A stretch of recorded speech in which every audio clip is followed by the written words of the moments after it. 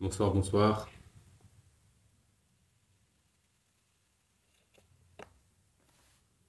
On va attendre que ça se connecte un petit peu. On va parler d'islam ce soir, de religion, de spiritualité.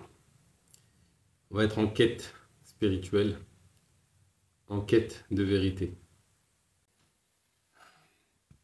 La vérité, la vérité. Tout le monde prétend la détenir. Tout le monde aussi prétend qu'elle nous échappe. Est-ce que l'homme est condamné à errer dans l'attente de la vérité? Est-ce qu'il y a ce truc-là qui est là, qui est présent, où on se doit d'avoir une posture d'humilité face à toute l'étendue du savoir? Mais la question que je vais me poser, c'est, ok, c'est vrai qu'on, par rapport à l'étendue du savoir, on ne sait rien. Mais le peu qu'on sait, est-ce qu'on le sait ou est-ce qu'on est condamné à douter? Est-ce que la vérité est accessible ou c'est quelque chose de complètement inaccessible? C'est la question à se poser. Wa alaykoum salam, salam, salam. J'espère que vous allez bien. N'hésitez pas à liker le live. Vous tapotez. N'hésitez pas à partager le live, partager un maximum. Ceux qui veulent interagir, ceux qui veulent monter, échanger, discuter, vous êtes les bienvenus. C'est là où je trouve qu'il y a un souci, c'est-à-dire que, ok, nous devons avoir cette posture d'humilité. Ok, la vérité a un truc de l'ordre de l'inaccessible presque. Plus on sait, plus on se rend compte de notre ignorance. Mais nous ne sommes pas condamnés à errer dans l'ignorance. Nous ne sommes pas condamnés à errer dans l'ignorance. À un moment donné, le but des religions, le but de la quête spirituelle, c'est d'embrasser la vérité, c'est de se rapprocher de plus en plus de la vérité. Et donc,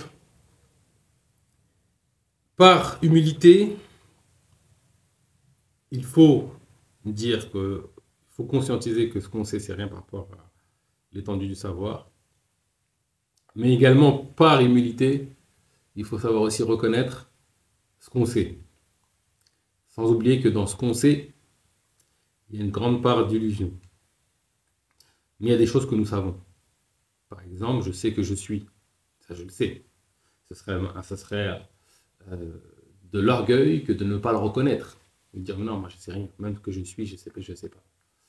Je sais que là, on est en train d'échanger. De dire, non, moi, je ne sais rien. Même que je suis, je sais que je ne sais pas. Je sais que là, on est en train d'échanger. Etc. C'est un problème. Tout ça pour dire que il faut être humble, mais aussi il faut savoir, l'humilité, c'est aussi la sagesse de reconnaître ce qu'on sait déjà. C'est aussi la sagesse de reconnaître et d'accepter une vérité quand elle est plus grande que celle qu'on croyait.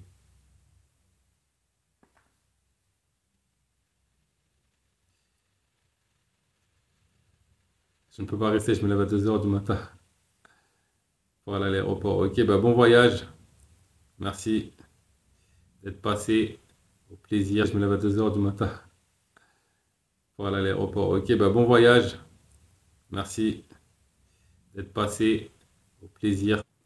Parce que si la vérité, on ne pouvait pas la saisir de plus en plus, j'ai envie de dire à quoi bon en fait?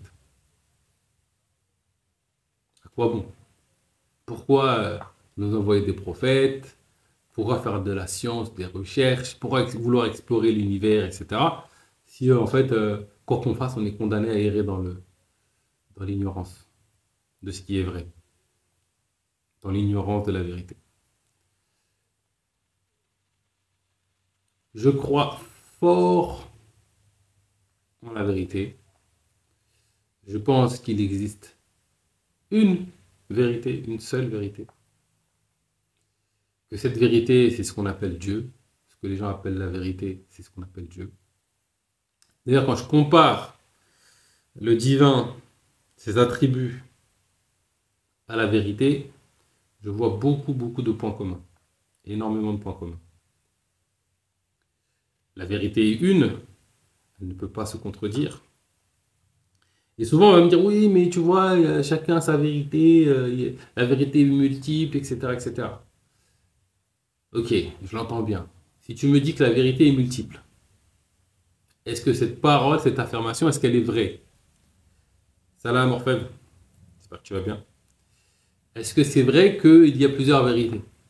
Et donc, si on regarde ça de plus près, on se rend compte que quand on dit qu'il y a plusieurs vérités, on pointe du doigt encore une vérité, plus profonde que les petites vérités particulières. La réalité, c'est qu'il y a des vérités, euh, une vérité unique, et puis il y a des expériences qui sont différentes, particulières. C'est-à-dire que mon expérience particulière reflète ma vérité à moi, de mon expérience particulière, mais elle est inclue dans une vérité plus profonde, celle que nous vivons des expériences euh, qui sont le reflet de notre être intérieur. Donc on peut vivre des vérités différentes, mais c'est uniquement à mon échelle à moi. Et ça, c'est inclus dans une vérité plus globale. La vérité ne peut pas se contredire. La vérité ne peut pas se contredire. Bonsoir, bonsoir.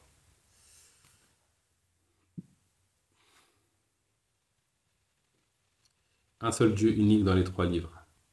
Effectivement, un seul Dieu unique. De toute façon, je crois que le message de base des religions, c'est l'unicité divine. Et ça, c'est vraiment quelque chose de très, très, très profond. L'unicité divine. La vérité est une, Dieu est un. Bonsoir, bonsoir Bob. Bonsoir, comment tu vas? Super et toi? Je vais les monter plus tard quand j'arrive au dépôt, mais quand tu m'as envoyé l'invitation, bon voilà, c'était pour te saluer un petit peu, tranquillement. Comment ça, comment ça va depuis l'autre Je fois? t'écoute. Oh, ça va, hein, tranquille, hein. C'est toujours sur la route. Hein. Comme on dit en Ouais, arabe, le sirat al-mustaqim, c'est la ligne droite, c'est l'autoroute là. Je suis sur l'autoroute, le sirat. ouais. C'est le chemin Et, du droit chemin. ouais, le chemin de droit chemin, au moins pour gagner un salaire, tu vois. Et puis pour nourrir ses enfants et les éduquer et pouvoir leur donner On t'entend plus. d'autres chances, on va dire, pas les moyens, hein, parce que quand même, hein, l'argent, On t'entend pas très bien, hein. On je voulais t'entend pas pas très trop bien. monter, c'est parce que je sais que, comme ouais, comme je suis dans les montagnes, tu vois, des fois ça coupe. Du coup, je te salue et puis je rebondis sur ce que tu as dit, puis après je te laisse, je remonterai plus tard, si tu es Ça toujours marche. là. Moi, j'arrive dans 1 heure au dépôt, hein, Écoute, on tu verra bien, vois, hein. pour l'aller, après il reste le retour, et ça c'est autre chose. Ouais, oui, bien sûr. Alors, En tout cas, la dernière fois, c'était intéressant, il y avait du monde, et c'était très enrichissant, et machallah. Et j'ai vu que tu as changé le titre, de go, c'est déjà pas mal, tu vois. Au moins, le titre dans le... Quand t'apparaît, pas le titre là, entre le truc là. Ça, tu l'as pas changé. ça, j'ai pas changé. Mais t'as changé le sous-titre. C'est bien Ouais, déjà. il y a deux titres. Non, mais après, C'est ça.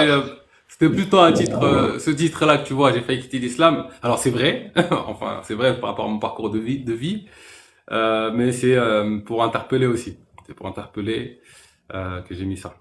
Mais par contre, je reste musulman et je reste croyant et je reste convaincu que l'islam est une religion de paix. Bah, c'est très bien. Disons que ce qui m'a interpellé, si je me permets, si tu m'entends toujours bien, c'est que tu avais dit il n'y a qu'une seule vérité. Oui, C'est vrai ou pas? oui. Comment, comment on peut dire en tant que musulman, sachant que le musulman aujourd'hui ça ne veut plus rien dire parce que il y a toutes sortes de musulmans, comment on peut dire que en tant que musulman, il n'y a qu'une seule vérité? Ah là, ça a l'air d'être une question intéressante. Mais quand on Attends, s'intéresse à reprends. l'islam, Ouais. donc Comment? musulman, Ouais. oh non mais c'est On t'entend mal, en fait, on t'entend très très Et mal. c'est normal. Et parce que, ouais. Donc, il n'y a qu'une seule vérité. Ouais. C'est une chose qui est humaine, qui est logique, qui est normale. Bah, est-ce qu'il Comment ça peut, se fait qu'en tant que communauté, Vas-y, finis ta question. est-ce que en tant que communauté musulmane, sachant qu'on est diverses, Mhm. il y a une multitude de musulmans, c'est-à-dire que dans le monde entier, que ce soit le monde asiatique, africain, européen et même nord-américain et sud-américain, il y a des musulmans. Mais les musulmans, ils se considèrent musulmans par le tawhid, par l'unicité d'Allah. Mais dans Ouais. l'idée de la vérité, il y a multitude de vérités. Donc C'est-à-dire c'est pas multitude de normal. vérité. Ça veut dire que moi-même, si je pose la question à mon frère, qui est de même sang que moi, il a son islam à lui. Ok. Alors, C'est-à-dire que ton islam et mon islam dépendent de ta compréhension, de tes recherches, de tes convictions, de l'influence, de beaucoup de choses, de beaucoup d'éléments. Donc toi, tu avais dit qu'il n'y a qu'une seule vérité. Explique-moi comment on peut avoir une seule vérité avec 2 milliards de musulmans qui ont des vérités différentes. alors, déjà, il y a deux choses. Il y a la vérité et puis il y a l'illusion, c'est-à-dire les faux semblants que je me fais sur la vérité. Je vais donner un exemple. Je vois au loin un tigre et je me rapproche, je me rends compte qu'en fait c'était pas un tigre, c'était un chat. Mais pour moi c'était un tigre. J'étais persuadé. L'illusion de voir un tigre, la réalité c'est que c'est un chat. Même si moi je vois un tigre ou je l'appelle lion ou peu importe le nom que je vais donner à ce chat, la réalité c'est que c'est un chat. Et donc la vérité, elle est là, elle est omniprésente devant nous. Sauf qu'avec le voile que nous avons sur notre ego, les voiles que nous avons sur notre nefs, ces voiles qu'on doit purifier, eh ben, on prend le monde pour ce qu'il n'est pas. On n'est pas clairvoyant sur ce qu'il est. Ça, c'est le premier point. Et puis, effectivement, comme je le disais au début du live, on se fait, on va dire que on va pouvoir admettre que il y a des vérités multiples. C'est-à-dire qu'il y a un truc qui est vrai pour moi, pour toi, bah, c'est pas vrai, c'est plutôt l'autre qui est vrai. Et donc, quand je dis qu'il y a plusieurs vérités, est-ce que cette phrase est vraie? Si cette phrase est vraie, c'est que c'est une vérité plus profonde. Je sais pas si tu vois ce que je veux dire. Dans le sens où euh, peut-être que le fait de croire qu'il n'y a de vérité que mon expérience à moi, c'est ça l'illusion. La vérité qui est une et qui est plus profonde, c'est que chacun vit aussi une expérience particulière, qui est à la fois vraie. Sans oublier qu'on se fait beaucoup d'illusions. C'est vrai que je parle des deux volets. Il y a la vérité qui est celle qui existe, qui est une, et puis il y a toutes les illusions que je me fais dessus. Et quand on parle de religion, de manière générale, il y a la vérité du message du prophète, la vérité de la religion islamique, et toutes les illusions qu'on se fait sur cette religion. Est-ce que tu me suis jusqu'à présent? Ou je t'ai perdu? Non, non, non, non, je te suis, hein. Je suis très attentif, donc je t'écoute, il n'y a pas de problème. J'ai compris plusieurs points. Et ces points-là, je pense que moi, je suis passé, mais dans le passé. Aujourd'hui, je suis dans un autre stade, à savoir que, en tant qu'humain, tu ne peux pas blâmer Allah. Tu ne peux pas dire que Allah nous a mis dans un piège ou ceci ou cela. Donc, tu dois trouver ta vérité. Moi, ma vérité, je l'ai trouvée. Ça ne veut pas dire que c'est la vérité absolue. Je ne sais pas si tu te rappelles dans le live, la dernière fois, en tout cas, j'ai participé avec toi. J'ai Ouais. parlé du fait qu'il n'y a pas de vérité absolue. En tout cas, pour Mhm. l'être humain. Salam. Alaykoum Alaykoum salam. salam. Il n'y a pas de Allah, vérité absolue. Ouais. exactement. Allah Azza wa Jal, il l'a dit dans le Coran. Allah, il a dit, Allah huwa al-haq. Allah est la vérité. Oui. Donc, Et cette vérité, elle est absolue ou pas? La vérité d'Allah. Allah est une vérité, il est absolu. Mais Ok. l'humain, son interprétation, sa compréhension de cette vérité, elle est médiocre. C'est pour ça que Allah, elle a mis en place ce qu'on appelle une balance. D'après ta compréhension, tu vas faire des bonnes actions, sachant que quoi qu'il arrive, même si tu ne le veux pas, tu vas te tromper, tu vas faire des mauvaises actions. Il y a une balance. De degré de ta compréhension, tu vas mettre de ton côté, par le fait de libre arbitre, tu vas choisir de faire de bien. Le fait de choisir de bien, c'est que tu as compris que le bien l'emporte sur le mal. Et Allah, il te jugera là-dessus. Mais de dire que on va comprendre Allah à 100% en tant qu'être humain, ça n'existera pas et ça n'existera jamais. Il y a le cumul de savoir, il y a le cumul de, comment on peut dire ça là, on va dire de espérance. Parce que l'être humain, il espère être sur la vérité. C'est ce que je veux dire? C'est-à-dire que je fais du bien, je fais pas de mal à mes voisins, je nourris ma famille, je travaille honnêtement, je fais ci, je fais ça. Mais même toi-même, t'es pas. Ça va, tout va bien? Alors, est-ce que tu vois, je voulais interagir un peu par rapport à ce que tu dis. On t'entend mal, hein? Sûr Ça va? d'être sur le bon chemin. Je prends la parole à Aria et on va en prendre bien plus tard. Ok, alors je vais juste interagir, juste pour rebondir sur ce que tu as dit, et juste pour vérifier une question. Donc pour toi, la vérité, ou en tout cas la vérité qui est celle qui est, euh, on va dire, universelle, ou Allah même, sa connaissance est inaccessible à l'homme, ou inaccessible de manière générale. Non, À c'est faux. 100%, oui. À 100%, oui, on ne peut pas avoir une accession à sa connaissance totale. Allah il le dit lui-même. Parce que dans le verset dans Surat Al-Baqarah, ce qu'on appelle le verset de 30, Ayat al-Kursi, tu vois, voilà, yuhituna bi shay'in min ilmihi illa bima sha'a. Il nous entoure de sa vérité et de sa science que ce que Allah l'aura autorisé. C'est-à-dire qu'Allah n'autorise pas tout. Sinon, il n'aurait pas dit ça. Il ne parle Non pas mais dans là, le vide, Allah. non, mais là, il n'y a pas marqué, il a dit que ce qu'il a autorisé, mais ça veut pas dire que c'est inaccessible. Parce que Allah, il le dit aussi concernant le roh que on peut appeler cet élément qui te permet de réfléchir, de raisonner et d'être intelligent. C'est pas le nefs. Nefs, c'est l'âme. D'accord? Exact. Roh, c'est cette chose-là qui te nourrit d'intelligence, qui te nourrit de raisonnement, de fait d'être libre, justement, de réfléchir et de choisir. Le Allah, il te libre dit, arbitre. Et qu'est-ce Allah, que il tu te penses de dit, la... l'âme, c'est justement, c'est cette chose-là qui te permet de, on va dire, d'être toi-même, d'être la personne que tu es. Et c'est cette chose-là, cette âme-là qui sera punie. Et c'est elle qui sera jugée. Mais c'est elle aussi qui travaille. C'est elle qui, on va dire, qui va choisir, qui va dire, je suis dans le bien ou je suis dans le mal. Allah, il le dit. Je te donne le Par contre, verset à là, la fin. si je peux rebondir Vas-y, sur Aria, un s'il te truc. plaît, vas-y. Bienvenue, C'est pas... Aria. Merci, salam alaikum. Je peux pas parler fort parce que je suis à l'hôpital. Pas de Je voudrais souci. juste rebondir sur ce qu'a dit le frère Bob. Si, il y a un verset qui te dit comme quoi tes membres vont parler pour toi. Le jour de la résurrection, justement. Il n'y a pas que ton âme.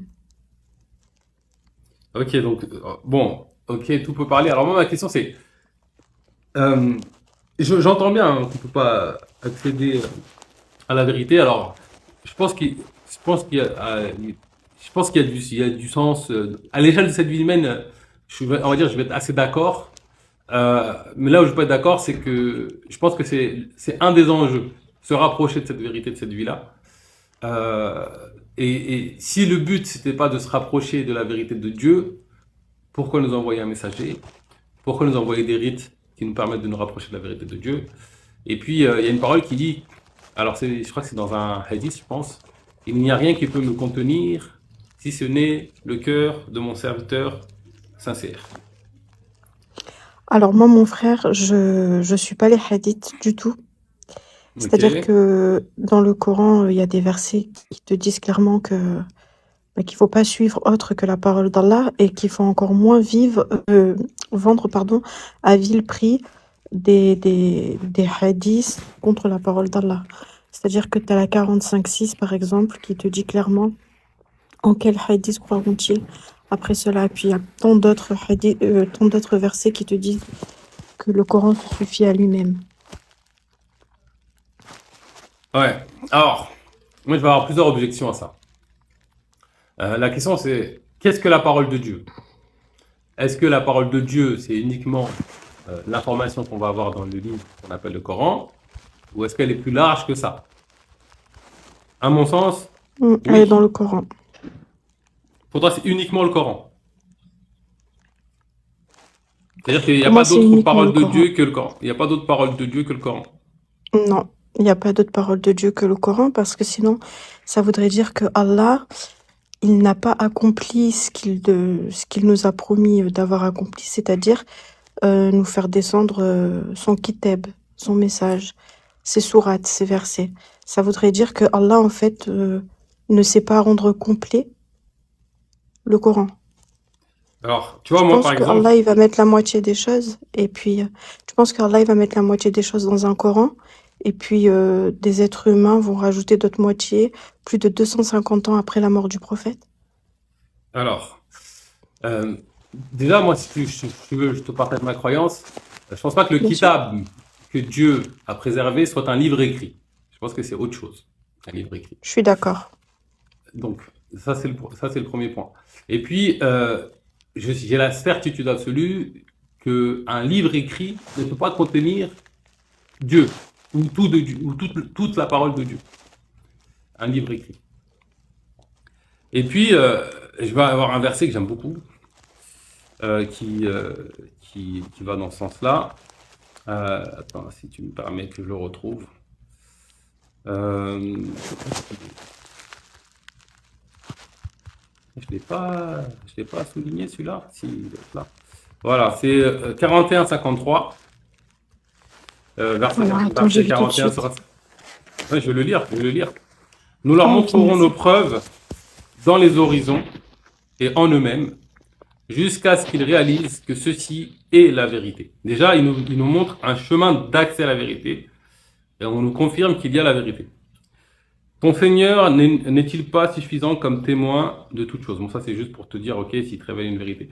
Alors, si dans l'horizon, il y a la vérité, des preuves, c'est que je peux trouver des choses dans l'horizon, des vérités dans l'horizon. Si Dieu Mais est la qu'est-ce que vérité, l'horizon pour toi? bah, c'est ce qu'il y a à l'extérieur de soi, c'est les cieux. Alors c'est traduit par l'univers, par d'autres traducteurs. C'est tout ce qui est à l'extérieur de toi.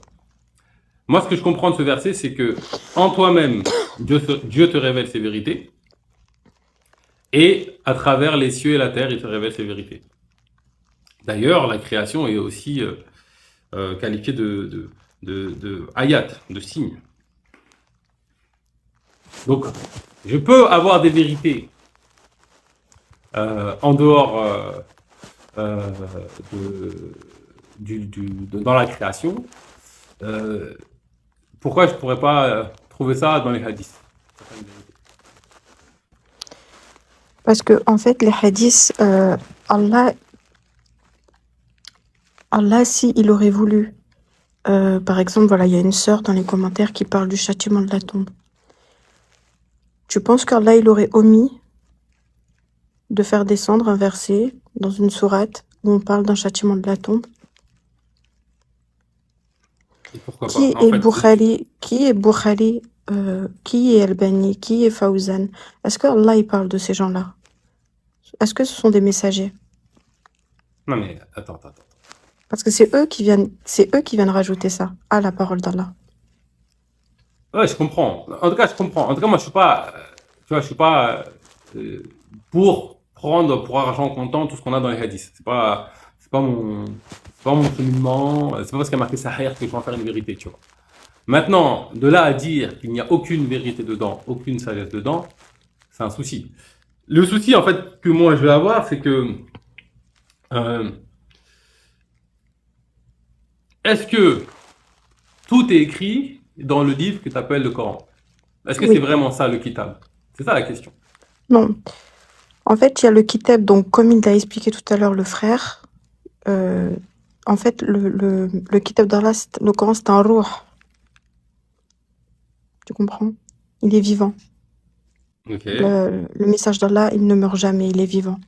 Donc ça, tu l'as On à va dire, l'intérieur de on va toi. dire, ouais, voilà, la vérité, elle est vivante, on l'a à l'intérieur de nous. Ça confirme un peu ce verset quand il parle de signes en nous-mêmes. Ok? Exact. Et pourquoi les cieux concerneraient que le Coran? Pourquoi les cieux? C'est tout l'univers qui concerne le Coran. Ouais, l'horizon en fait, l'horizon. C'est l'univers. Pourquoi l'horizon que je vois, je pourrais pas trouver la vérité de Dieu dedans, sachant que la vérité elle est omniprésente. Pourquoi je pourrais pas trouver ça? La vérité d'Allah, tu la trouveras de partout. Parce que Allah, il égare qui il veut. Et il Ok, met dans le droit chemin qui il veut. Donc, il t'éclairera partout. C'est pour ça que dans le Coran aussi, on te dit d'accord. de méditer. D'accord, donc la vérité de Dieu, on la trouve partout. Et donc dans le partout, bah tu as aussi la possibilité d'en trouver dans les hadiths. C'est ça que je dis. Non. Non.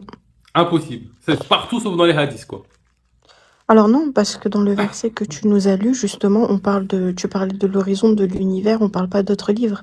Parce que ça contredirait les versets que Allah dit noir sur blanc, où on te dit de ne pas écouter, justement, de ne pas lire d'autres hadiths, mis à part le Coran. Parce que le Coran, il est complet.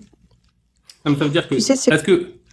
est-ce que si par exemple, je sais pas moi, je trouve une vérité dans un livre, je sais pas, on va dire je lis Spinoza et je trouve une vérité.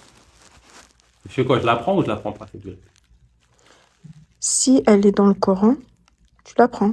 Mais si elle est dans le Coran, t'as pas besoin d'aller la voir ailleurs. Pourquoi j'aurais pas besoin la voir ailleurs? Ben parce que c'est dans le Coran. Donc en fait, t'as Est-ce juste que à lire le est-ce Coran, est-ce à le que est-ce que méditer. est-ce que le Coran ne t'invite pas lui-même à aller voir dans l'horizon? Le Coran, il t'invite à méditer et à réfléchir. Ouais, Mais mais il il t'invite pas à aller t'invite pas à lire d'autres livres. Non, tu restes dans le livre du Coran et bien tu sors sûr, pas de ça. Donc pourquoi bien me parler sûr. de signes dans l'horizon ou d'ayat dans l'horizon? Mais ça, c'est de la méditation. C'est-à-dire que les arbres sont vivants. Ouais, mais ça sert à quoi de méditer sur l'arbre il y a tout dans le Coran? Si je suis ta logique. Parce qu'Allah, il te dit de méditer. Ouais, mais quelle est la différence entre méditer méditer en observant un arbre et le livre de Bourali? Quelle est la différence Alors, entre ces deux Boukhari, c'est un méditations? être humain qui n'a pas connu le prophète, qui n'a pas connu les compagnons et qui est venu plus de 250 ans après la mort du prophète.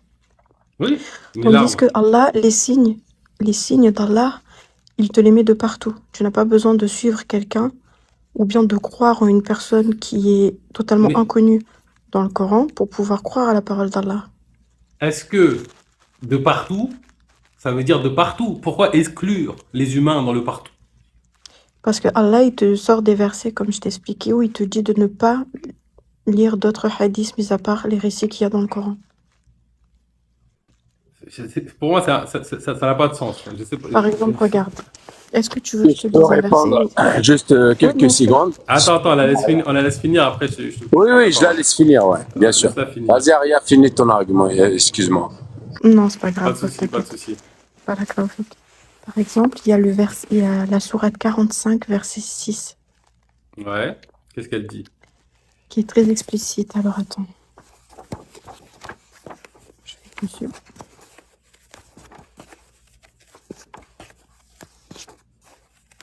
Désolée, hein, je peux pas parler fort.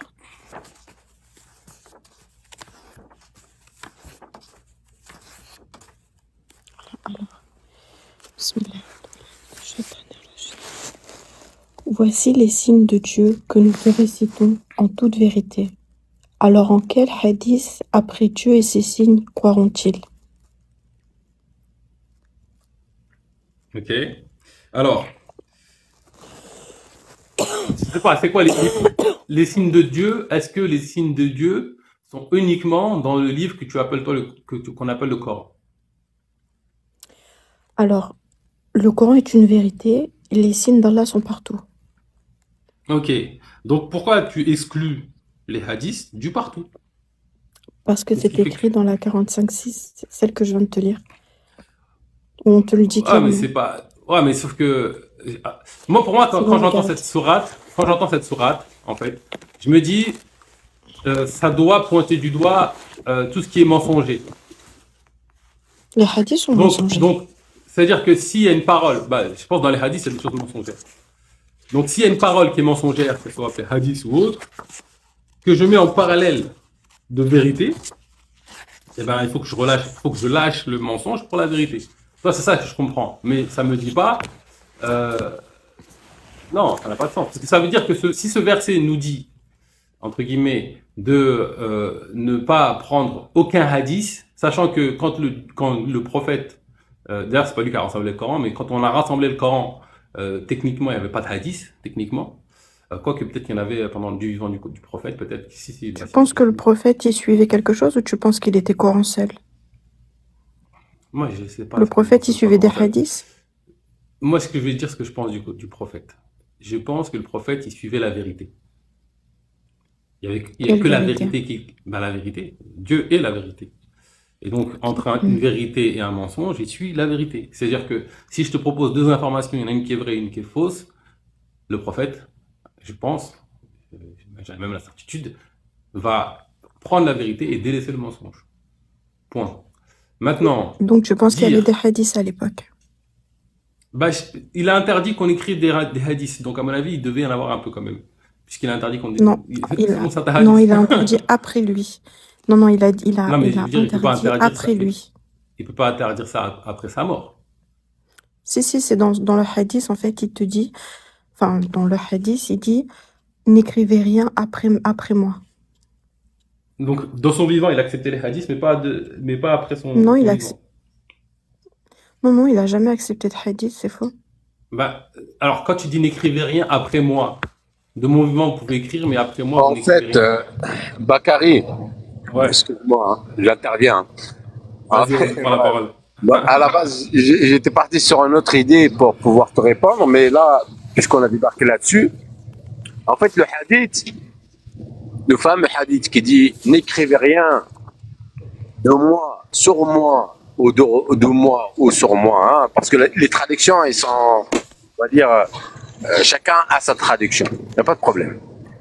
Si ce n'est que le Coran. Ça, le vrai hadith. Après, chez les chiites, parce que malheureusement, comme je t'avais dit tout à l'heure, on ne peut pas avoir toute la vérité. Mais malheureusement, il y a la vérité des chiites. Les chiites, ils ont ce hadith. Le même hein, que les sunnites. Hein. Le hadith, il dit quoi? N'écrivez rien sur moi si ce n'est que le Coran. Excuse-moi. Est-ce qu'ils ont rapporté le Ahlul Bayt, c'est-à-dire les gens, la famille du prophète? Ali, Fatima, Hussein, Hassan, et ainsi de suite. C'est-à-dire tous les descendants de la famille très proche du prophète. Les sunnites, ils ont dit quoi? Ils ont dit non, notre hadith, c'est le même, mais il dit pas ça. Vous, les chiites, vous montez. Le hadith, il dit quoi? Il dit, n'écrivez rien sur moi, si ce n'est que le Coran et ma sunna. Parlons de lui, c'est-à-dire que c'est le prophète qui parle. Non, mais c'est quoi sa sunna en fait? C'est-à-dire ma sunna, c'est d'après eux, hein, d'après leur explication. Mais la sunna, on peut la retrouver dans le Coran, c'est pas pareil. D'après leur explication, la sunna, c'est tout geste et toute parole venant du prophète. C'est ce qu'on appelle la sunna en général. Voilà. En fait, la sunna, c'est une loi. D'après leur explication. Hein. Mais d'après la sunna qu'on a aujourd'hui, ça correspond à ça, hein, quelque part. Non, parce que dans la... Mais attends, mais on ne peut pas dire, parce que regarde, les chiites, les chiites, ce sont des musulmans. Okay. Ils ont une histoire aussi. Hein. Ils sont une population très importante. Ils s'intéressent à l'islam, à Dieu, ainsi de suite. Et ils croient à la sunna. On t'entend mal, Est-ce que tu veux pas attendre d'être dans un endroit tranquille et ensuite tu nous dis Ouais, c'est ce que je te dis. Ouais. Bah, c'était tellement intéressant que je voulais interagir, tu vois. C'est que les chiites, en fait, c'est des sunnites aussi. Sauf que c'est des sunnites qui suivent que la sunna venant, c'est-à-dire celui qui rapporte cette sunna-là, c'est que la famille du prophète. Alors que les autres sunnites, on les appelle comment? Le sunna wal jama'a, c'est-à-dire les gens de la sunna et on va dire, de Je sais pas comment tu peux traduire Aria à Jama'a.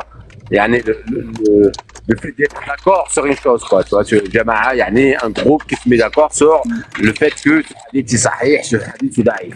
C'est ça. Yani à un moment donné, on a deux grandes familles de l'islam. La Shia et la Sunna. Et ils se font la guerre pour un hadith. L'un, il dit que le hadith, il dit ci. L'autre, il dit que le hadith, il dit ça. Et nous, on est là. Nous, les musulmans. Soit je deviens chiite, donc j'appartiens à Al-Khaïmi, c'est-à-dire le dirigeant de l'Iran. Et je Il y a dois un faire bruit la là. Il y a un bruit là, je sais pas c'est quoi là. Est-ce que c'est chez Je sais toi, pas si c'est celui Bob? qui vient de monter là. Non, c'est celui qui vient de monter. Cash Nash? Est-ce que tu peux juste couper ton micro? Oui. Ouais. J'arrive pas à le couper, si tu peux le couper. Salam Ouais, alaikum. coupé, alors il se peut que ça te bloque un peu, mais c'est pas grave. Welcome salam. Ah. Ah, ouais, Ok. ça fait du bien. Hein. Alors, Et moi, donc, attends, je finis là-dessus. Donc, tu as Vas-y. deux grandes familles à Bakari. À Shia ou Sunna. Avant que le coranisme, on va dire, fait surface récemment, mais en fait, ça a toujours existé le coranisme parce que le messager d'Allah était coraniste. Parce que sinon, il devrait suivre notre Sunna de lui-même. C'est-à-dire qu'il doit faire, par exemple, pour s'asseoir, et s'asseoir, il se dit, tiens, c'est Allah qui a dit, il faut que je m'assoie, je dois suivre ce qu'Allah il a dit. Non, c'est pas logique. Donc, non, les gens, ils l'ont vu s'asseoir atropie sur les jambes ou machin, ils ont dit, tiens, le messager s'assoit comme ça, c'est une sunna. Bref, mais le messager d'Allah, il n'a pas de sunna. Il avait un message, c'est le Coran. Il le suivait à la lettre. Il se trompait, Allah le corrigeait, il se trompait, Allah le corrigeait jusqu'à sa mort. Mais là, il a transmis le message. Il a fait de son mieux en tant que messager, en tant que prophète, et en tant qu'être humain aussi d'ailleurs, tu vois, parce qu'il a eu des efforts en tant qu'être humain, parce qu'il était gouverneur de Médine, la ville de Médine aujourd'hui en Arabie Saoudite. Et du coup, il avait plusieurs rôles. Il a une réussite, on va dire, pas mal. Entre les trois rôles. Et puis aujourd'hui, nous, on nous dit quoi? Parce qu'on revient à ce que ce messager, le même messager, il nous a révélé, quand on prend au sérieux ces paroles-là, on nous dit quoi? Bah, vous prenez pas autre chose. Il faut prendre autre chose. Tu te dis coraniste, toi? En fait, on m'appelle coraniste. Moi, je considère que le coranisme n'existe pas le Coran. Ok. Alors, Je veux dire, parce qu'Allah, il nous appelle, Allah, il nous appelle musulmans. Le musulman, c'est celui qui accepte, qui accuse une divinité. Et qui croit au jour du jugement, qui fait des bonnes actions. Et qui t'invite à être un mu'min, à celui qui a la foi et qui s'applique dans ses devoirs. Et puis il t'appelle à devenir un muhsin, celui qui est dans la perfection. Allah, il t'a donné tout ça dans le Coran. Donc moi, pour l'instant, je suis un musulman parce que je suis pas non plus, on va dire, un bon croyant qui fait tout bien et tout ça. Et loin d'être un muhsin, c'est-à-dire celui qui est dans la perfection. Mais de là à m'appeler un coraniste, non, ça n'existe pas. Pour moi, c'est une secte. Si tu t'appelles coraniste, t'es dans une secte sans le savoir, malgré les bonnes, on va dire, non, mais après, c'est pas le nom. Non, mais c'est pas le nom qu'on te donne qui compte, c'est comment toi tu te sens avec ce que tu fais. On s'en fout du nom. C'est ce que tu fais, en fait, qui compte, on va dire. C'est comment tu vis, ce que tu fais. Alors, pour donner mon avis, hein, sur cette dimension-là, les sunnites ou le coranisme, moi, je dirais que je suis juste musulman. Je suis ni sunnite, ni coraniste. Parce que je pense pas que le kitab préservé par Dieu soit un livre écrit. Et en fait, je pense que la posture du sunnisme peut poser beaucoup de problèmes, dans le sens où on se base sur ce qu'on a pu récolter de la vie du prophète pour faire plein de lois, sachant que tout ce qu'on a pu récolter dedans, il y a du vrai, il y a du faux, même s'il y en a qui ont fait des tris. Même leur tri, il est pas, c'est des tris, c'est un tri humain, donc c'est une usine à gaz. Et puis même si on considère que le tri que les humains ont fait est juste, ce qui a été récolté comme hadith, même s'il y en a des millions, ce n'est pas toute la vie du prophète. Si on réfléchit toute sa vie depuis la révélation jusqu'à sa mort, on n'a pas pu écrire plus de 10% de ce qu'il a fait réellement. Donc on va baser des lois, des surlois, des sous-lois sur 10% d'une vie, sachant que les 10% qui nous restent, on sait même pas ce qui est vrai, ce qui est faux. Ça, c'est vrai. Et donc, la posture coraniste, je l'aime bien dans ce sens-là, dans le sens où elle va se libérer de tout un tas de règlements, etc., pour faire son cheminement. Il y a une forme de retour à l'essentiel que je trouve intéressant. Cependant, dire que dans tout ce qu'on a pu récolter dans les hadiths, il y a 100% de faux, c'est pas logique. C'est pas logique. Dire que dans tout ce qu'on a pu récolter dans les hadiths, il n'y a aucune sagesse et aucune vérité, ce n'est pas logique. Et donc, moi, ma posture, elle est la suivante. Que ce soit par rapport au Coran lui-même ou la Sunna, si je reconnais des vérités divines, je les prends. Si je reconnais des trucs qui sont pas divins, je les mets de côté. Point barre. Et cette posture-là, d'ailleurs, je la tiens aussi du Coran et du verset que je t'ai partagé tout à l'heure, le moyen d'accès à la vérité, Dieu nous dit par ce verset-là, quand il dit qu'il nous montre ses signes en nous-mêmes et dans les horizons jusqu'à ce qu'on sache que ceci est la vérité, eh ben, je sais que chaque humain a en lui, s'il est sincère, la capacité de déceler le vrai du faux, la capacité de déceler la parole divine de l'illusion ou du mensonge. Chacun l'a en lui-même. S'il est sincère, petit à petit, il tendra vers cette vérité. Et puis, dans les cieux, il y aura toujours des éléments, et ça c'est un truc que je vérifie dans ma vie, qui pointent du doigt, qui montrent du doigt la vérité. Je sais pas s'il y en a qui voulaient interagir. Il y avait Aria ou Kashnash qui... Oui. Moi, je voulais appuyer sur ce que le frère Bob a dit par rapport à la Sunna. En fait, il y a une Sunna, c'est vrai, dans le Coran, mais c'est la Sunna d'Allah. Donc, il te le dit dans la 48-23. Telle est la Sunna de Dieu envers ceux qui ont vécu auparavant. Et tu ne trouveront ni alliés... Non, pardon. Telle est la Sunna de Dieu envers ceux qui ont vécu auparavant. Et tu ne trouveras pas de substitut à la Sunna de Dieu. Il n'y a qu'une seule Sunna, et c'est celle d'Allah. Il n'y a aucune autre loi. C'est quoi la Sunna de Dieu en fait? Qu'est-ce que c'est? Ben, c'est tout ce qu'il y a dans le Coran, tout ce que Allah t'a ordonné de faire, tout ce que, si tu as ton libre arbitre, tu as une moralité, tout ce qu'Allah t'a rendu explicite. Et attention, dans le Coran, on te dit bien qu'il y a des versets clairs et puis d'autres que tu ne pourras jamais comprendre. Tu vois, il n'y a que Allah qui pourra comprendre. Tu vois, pour moi, la vie, c'est un Coran. L'univers, tu vois, l'extérieur, c'est un Coran. Et celui-ci, il est infalsifiable. On ne peut pas détourner de ce qu'il est. Exact. Et donc, dans la vie, si j'observe la vie, j'arrive aux vérités divines. Et donc, exclure les hadiths de la vie, c'est pas logique. Exclure même la parole d'homme de la vie, c'est pas logique. Moi, je pars du postulat que, en fait, la vérité, elle est toujours là. Si je vois une expérience, il y a quelque chose, Dieu me montre une vérité. C'est pas forcément dans les mots de la personne, mais dans ce qui se passe, il y a la vérité. Et donc, si je sais faire preuve de discernement, je vais pouvoir déceler cette vérité.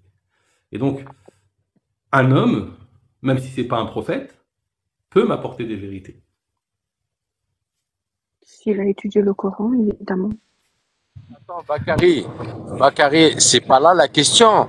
En fait, ce qu'on reproche à ceux qui, toi d'ailleurs, tu te dis que tu es un musulman. C'est déjà, on va dire, tu es dans la vérité. Parce que tu n'appartiens à aucun groupe. Ni coranistes, ni sunnites, ni chiites, ni salafites, ni, peu importe comme eux, ils s'appellent parce qu'à un moment donné, c'est des dogmes. C'est-à-dire que le dogme, il est comme une famille. C'est-à-dire qu'il y a un chef, qui est le père de famille, tu as une maman qui nourrit ses petits élèves, ses petits...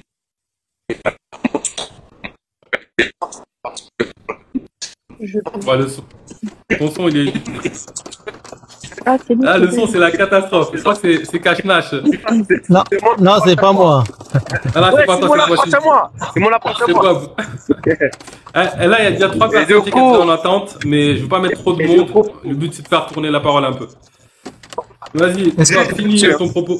Ouais, je finis là-dessus.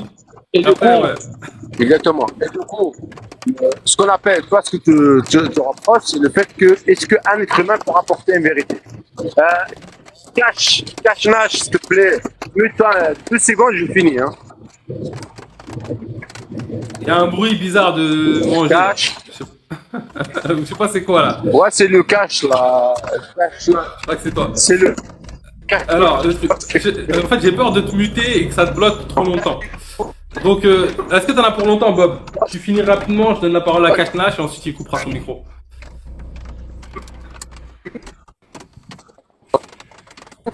Toi, t'as fini, Bob? Bah, c'est pas fini, mais il y a un bruit. Il y a un bruit.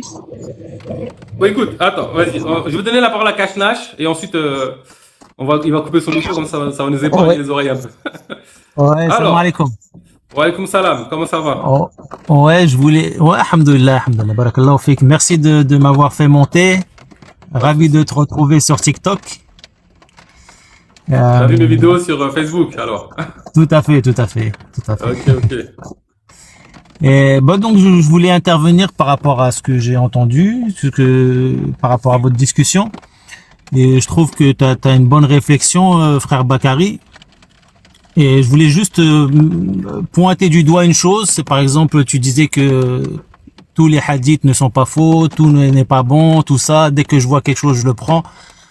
On peut se mettre d'accord sur ça. Mais moi, je suis pas d'accord dans le sens où les hadiths, en fait, tu vois, le Coran, il est au nom d'Allah. Tu vois, il est au nom d'Allah. Et quand on le lit, on dit Bismillah ar-Rahman ar-Rahim. Mais quand on lit un hadith, c'est toujours d'après le prophète. Mais jamais le prophète, il a parlé. Tu vois ce que je veux dire ou pas?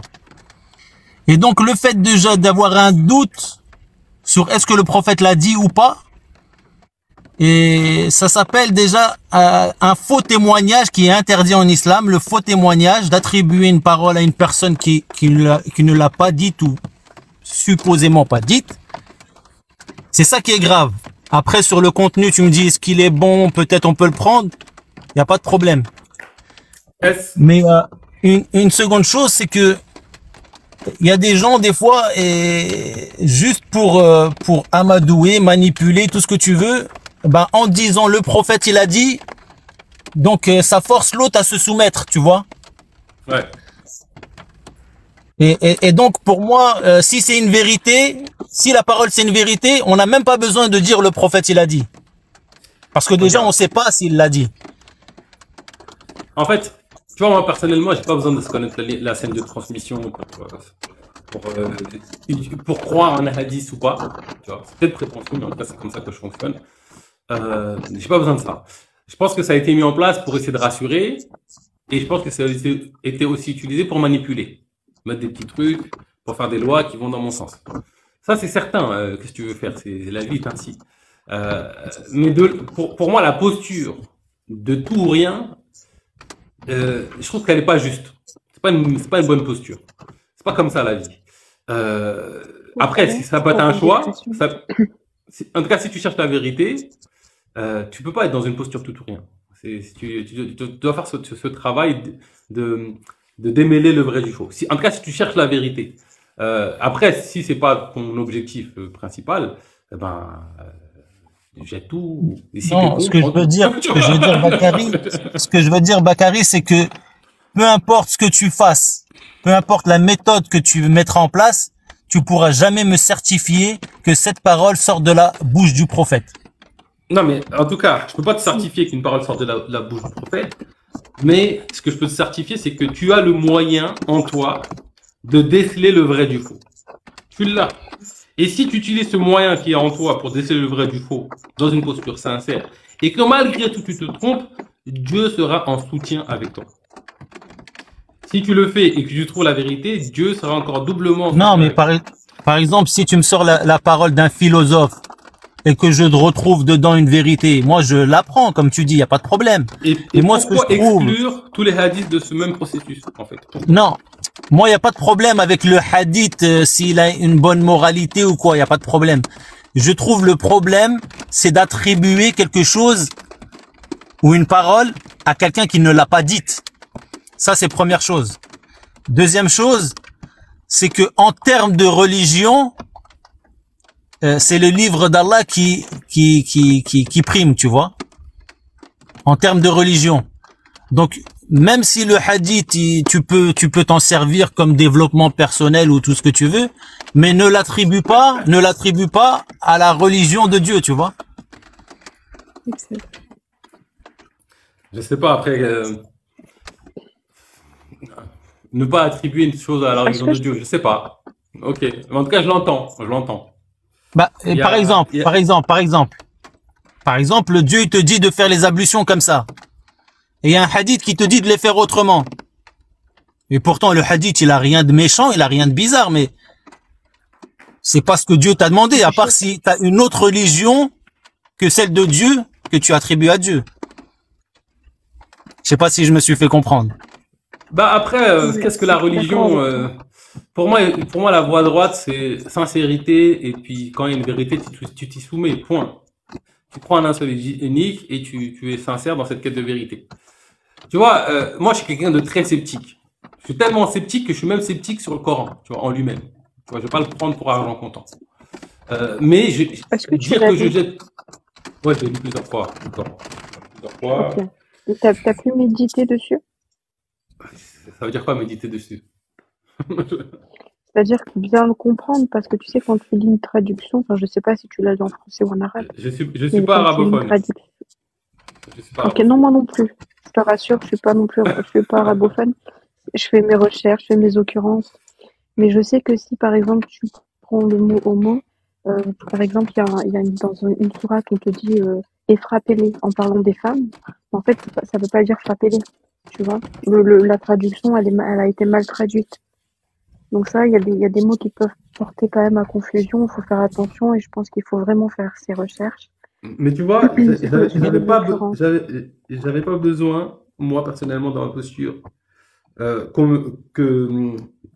revenir à l'origine du vrai mot pour comprendre que Dieu ne veut pas qu'on frappe ses femmes. Tu vois? Ok. J'ai pas besoin de faire Ok. ce chemin.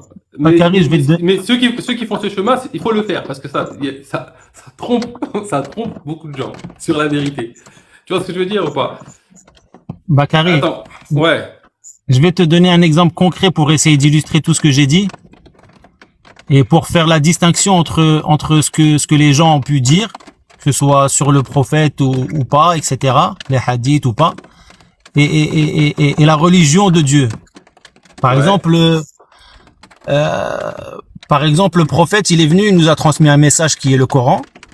Tu vois, tout le monde est unanime dessus. On reconnaît que le Coran est sorti de la bouche du prophète. Il n'y a pas de problème. Les hadiths, on est moins sûr ou pas sûr, selon chacun, selon l'avis de chacun. Mais par exemple, on sait très bien, et il n'y a aucun hadith, par exemple, qui nous montre du vivant du prophète, que le prophète a fait un cours, par exemple, pour nous expliquer les grandes ablutions. Tu vois? cache. Ton Oui. micro, c'est la catastrophe. Ouais, je sais Je sais parce pas qu'il si tu peux pleut, pas mais je améliorer finis dessus. après. Je Ouais, finis bah, après, tu me coupes. ouais, vas-y, ça marche. Je te disais donc, il n'y a aucun hadith qui montre comment le prophète il faisait les grandes ablutions. Tu vois qu'il a fait un hadith de son vivant. Et comment les grandes ablutions nous sont parvenues, c'est à la mort du prophète, après qu'il soit mort. Et ben un des membres de la famille du prophète a demandé à sa femme comment le prophète se lavait, tu vois. Et c'est là que la femme du prophète elle lui a expliqué. Mais ça veut dire que le prophète quand il est mort, eh ben on savait pas comment il faisait les grandes ablutions. Ça veut dire que ça ne fait pas le détail de comment il faisait les grandes ablutions ne fait pas partie de la religion d'Allah. Tu vois ce que je veux dire?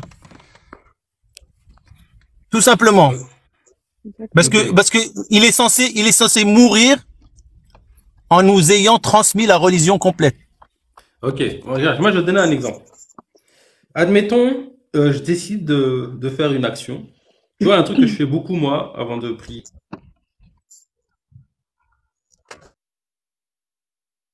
Je sais même pas un autre truc à faire. Par contre, quand je fais la cohérence cardiaque, ça me met dans de bonnes conditions pour prier. Donc, du coup, je fais ça.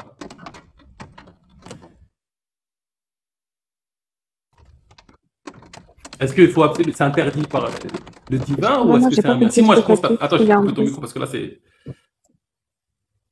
Ouais, je vais couper le micro parce que c'est vrai que c'est une catastrophe. Ce que je disais, c'est que moi, en tout cas, on n'a pas de précision sur certains rites. Par exemple, la prière, c'est pas précisé dans le Coran. Les ablutions, donc il y a des choses qui sont précisées par les hadiths. Est-ce que cette précision correspond à la vérité de l'époque ou pas? Ça, c'est une question. On n'a aucune certitude. Est-ce que ça a du sens, ça a de la valeur, ce qu'on nous propose ou pas? Ça, c'est une autre question. Maintenant, moi, ma posture est la suivante. Si je fais une pratique et et que je constate par moi-même que ça me fait du bien, que ça me permet d'être mieux concentré dans ma prière, ça me permet d'être mieux connecté au divin, ça me permet d'être bien. Si je le constate par moi-même, pourquoi j'arrêterai? Tu vois, c'est ce que je vis quand je parlais tout à l'heure de cohérence cardiaque. C'est 5 minutes de respiration en fait. Tu te poses, tu respires 5 minutes. Ça a été inventé par repris parce que la respiration, ça fait vraiment partie de la spiritualité. Mais bon, on va dire que ça a été inventé par des occidentaux. Que ça vienne des occidentaux ou de Pierre ou de Paul ou de Jacques, je m'en fous. Si j'expérimente et que ça me fait du bien et que ça me permet d'être plus concentré, plus apaisé, et ben ça c'est un truc que je vais vivre avec la cohérence cardiaque. Pareil par rapport à la prière des sunnites, ben c'est une forme de prière qui me permet moi de me sentir apaisé, qui me permet de me sentir connecté au divin. Si je le vis, je l'expérimente et que c'est vrai que ça me fait du bien, pourquoi je vais jeter ça? Ça veut dire que je vais jeter une vérité? C'est vrai que je suis pas obligé de faire ça pour arriver à Dieu. Il y a peut-être d'autres façons de prier.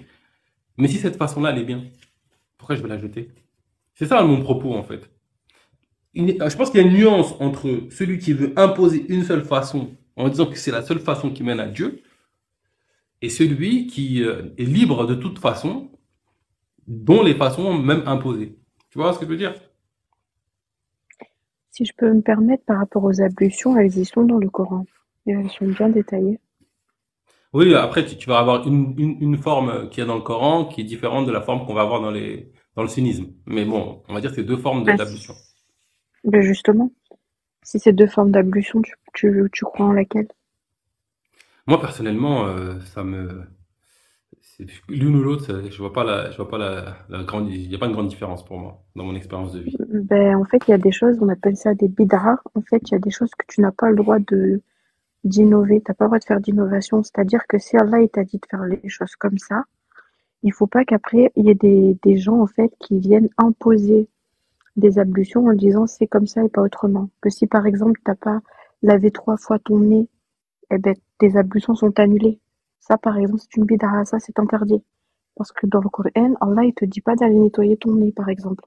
Mais les Ok, mais sunnites, ils vont te dire que si tu nettoies pas ton nez 3 fois, tes ablutions sont annulées. est-ce que tu penses que l'ordre, est-ce que tu penses que ta prière est valide si tu fais pas l'ablution comme dans le Coran? Est-ce que je pense que la prière est valide si on ne fait pas les Elle est ablutions comme invalide, dans le ouais. Coran? Ouais. Est-ce qu'elle est valide ou elle est invalide? Ça, je peux pas te répondre à ça. Parce que c'est pour moi, ce ne sont pas les ablutions du Coran. Non, mais celle du Coran, je parle. Je parle celle du Coran. Si jamais je fais pas Ah, comme celles dans du le Coran, Coran. elles sont valides. Non, mais si je fais pas comme celle dans le Coran, est-ce que c'est valide ou pas? Je ne vais pas rendre interdit ce qui n'est pas interdit et je vais pas te dire ce qui est bon si je ne sais pas si c'est bon ou pas. Ok, alors, moi, je vais vous parler de Moi, mon ce que je peux te expérience. conseiller, ce que je peux juste te conseiller, te dire, et c'est en fait te parler en verset tout simplement, mais je ne rajouterai rien au verset. Et toi, ta personne, elle compte ou pas?